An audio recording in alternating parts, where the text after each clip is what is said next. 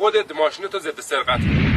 خبرنگار صدا و سیما تو رسانه ملی از دزد سوال میپرسه آقا چیکار کنیم ماشینمون رو دزد نبره؟ میگه هیچ کاری از دستتون بر نمیاد. فقط تنها کاری که میتونید بکنید تا شما از طبقه 4 بیاد پایین، من سر کوچه‌ام بتونید با هم خدا. ماشین شما برای روشن شدن 3 تا چیز احتیاج داره: 1 کمپرس، 2 برق شمع، 3 سوخت. شما با قطع کردن یکی از اینا میتونید ماشینتو کامل ضد سرقت کنی. هیچ کاری هم نداره، همتون میتونید انجام بدید. بچه کمپرس رو که نمیتونید کارش کنید. 1 برق پمپ بنزین رو میتونید قطع کنید. 2 برق کوئلا رو شب به شب که ماشینتو میخواد بذارید 5 دقیقه چیه 30 ثانیه وقت بذارید ماشینتو ضد سرقت کنید. کوئل ماشینتونه وقتی این اتصال شما قطع کنید فیششو، هر چی استارت بزنه برق سر شمع نمیاد، ماشین روشن نمیشه. فقط کافیه 30 ثانیه.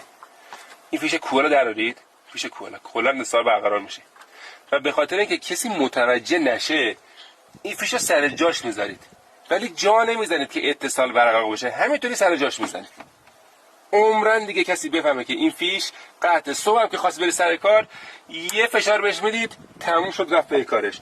و یا این که بچه‌ها این کلید یا سوئیچ انرژی ماشینتونه. وظیفه این چیه؟ موقع تصادفات میاد برق و بنزینتو قطع میکنه، یعنی با ضربه خوردن برق و بنزین قطع میشه. شما چیکار کنید؟ یه پیشگوشتی یه انبردته چی که شاش ضربه بزنید، 2 تا ضربه تموم شد رفت به کارش. با یه ضربه کامل قطع میشه و هر چی ماشین استارت بخوره ماشین روشن نمیشه. صبح هم که خواستید برید مسیرتون ادامه بدید یه فشار روش بدید کامل وصل میشه، هیچ کاری نداره. بچه دزد وقتی قفل فرمون رو باز میکنه، قفل پدالا و در نهایت ماشینتون رو استارت میزنه، تو 30 ثانیه استارت میزنه ماشین روشن نشه دیگه دنبال ایراد نمیگرده. نه هنرشو داره و نه زمانشو داره که بخواد دنبال ایراد ماشینتون بگرده. با این ایراد ماشینتون رو ضد سرقت کنه.